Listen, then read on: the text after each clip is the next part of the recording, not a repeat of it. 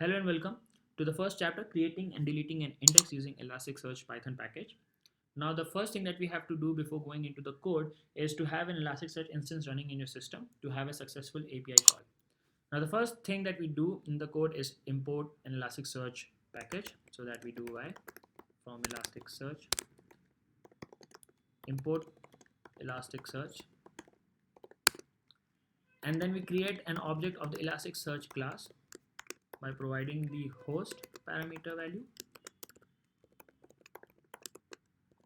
and the port number. Now these two parameters are essential to locate the instance where it is running.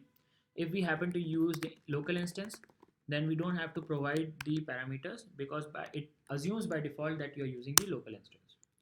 Next, we'll create an index. So to create an empty index, what we do is we use the function es.indices.create, and then we provide the index name.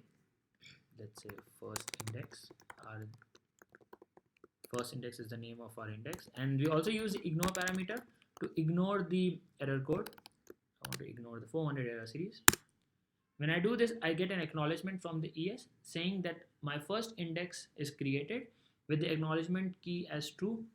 Now to check if our index is actually present in the ES, we can do es.indices.exist index is equal to first index. Now it returns value 2. That means that the index with the name first index actually exists in our ES. Now to delete an index, it's a very simple command, es.indices.delete with the index name that we want to delete, first index, and again we get an acknowledgement from the ES as true. That means the index is deleted. Now to check if this index is actually deleted, just to be double sure, we can search whether this index is present or not, and this time we get the result false. So we see how easy it is to create and delete an index and how easy it is to use the Elasticsearch package. In the next video, we'll see how we can insert the data into the index and perform search queries. Thank you for watching.